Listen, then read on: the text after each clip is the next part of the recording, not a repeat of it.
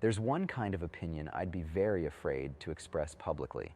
If someone I knew to be both a domain expert and a reasonable person proposed an idea that sounded preposterous, I'd be very reluctant to say, that will never work. Anyone who has studied the history of ideas, and especially the history of science, knows that's how big things start. Someone proposes an idea that sounds crazy, most people dismiss it, then it gradually takes over the world. Most implausible sounding ideas are, in fact, bad and could be safely dismissed, but not when they're proposed by reasonable domain experts. If the person proposing the idea is reasonable, then they know how implausible it sounds, and yet they're proposing it anyway. That suggests they know something you don't, and if they have deep domain expertise, that's probably the source of it. Such ideas are not merely unsafe to dismiss, but disproportionately likely to be interesting. When the average person proposes an implausible sounding idea, its implausibility is evidence of their incompetence. But when a reasonable domain expert does it, the situation is reversed. There's something like an efficient market here. On average, the ideas that seem craziest will, if correct, have the biggest effect. So if you can eliminate the theory that the person proposing an implausible sounding idea is incompetent, its implausibility switches from evidence that it's boring to evidence that it's exciting. Such ideas are not guaranteed to work, but they don't have to be. They just have to be sufficiently good bets, to have sufficiently high expected value. And I think on average they do. I think if you bet on the entire set of implausible sounding ideas proposed by reasonable domain experts, you'd end up net ahead. The reason is that everyone is too conservative. The word paradigm is overused, but this is a case where it's warranted. Everyone is too much in the grip of the current paradigm. Even the people who have the new ideas undervalue them initially, which means that before they reach the stage of proposing them publicly, they've already subjected them to an excessively strict filter. The wise response to such an idea is not to make statements, but to ask questions, because there's a real mystery here. Why has this smart and reasonable person proposed an idea that seems so wrong? Are they mistaken, or are you? One of you has to be. If you're the one who's mistaken, that would be good to know, because it means there's a hole in your model of the world. But even if they're mistaken, it should be interesting to learn why. A trap that an expert falls into is one you have to worry about too. This all seems pretty obvious. And yet there are clearly a lot of people who don't share my fear of dismissing new ideas. Why do they do it? Why risk looking like a jerk now and a fool later instead of just reserving judgment? One reason they do it is envy.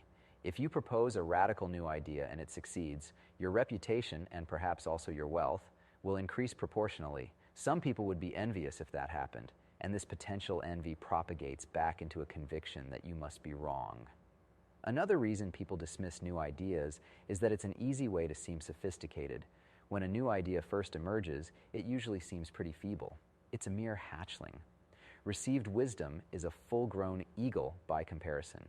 So it's easy to launch a devastating attack on a new idea, and anyone who does will seem clever to those who don't understand this asymmetry. This phenomenon is exacerbated by the difference between how those working on new ideas and those attacking them are rewarded. The rewards for working on new ideas are weighted by the value of the outcome.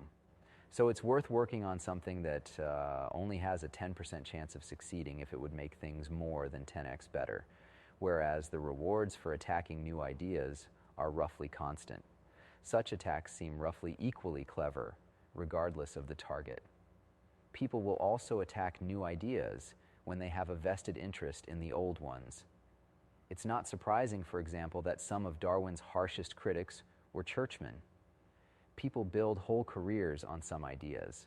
When someone claims they're false or obsolete, they feel threatened. The lowest form of dismissal is mere factionalism.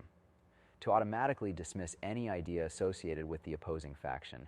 The lowest form of all is to dismiss an idea because of who proposed it, but the main thing that leads reasonable people to dismiss new ideas is the same thing that holds people back from proposing them, the sheer pervasiveness of the current paradigm.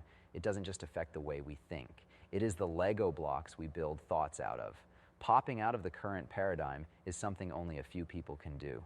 And even they usually have to suppress their intuitions at first, like a pilot flying through cloud who has to trust his instruments over his sense of balance. Paradigms don't just define our present thinking. They also vacuum up the trail of crumbs that led to them, making our standards for new ideas impossibly high. The current paradigm seems so perfect to us, its offspring, that we imagine it must have been accepted completely as soon as it was discovered. That whatever the church thought of the heliocentric model, astronomers must have been convinced as soon as Copernicus proposed it. Far, in fact, from it. Copernicus published the heliocentric model in 1532, but it wasn't till the mid-17th century that the balance of scientific opinion shifted in its favor. Few understand how feeble new ideas look when they first appear.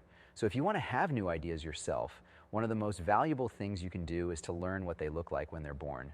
Read about how new ideas happened, and try to get yourself into the heads of people at the time.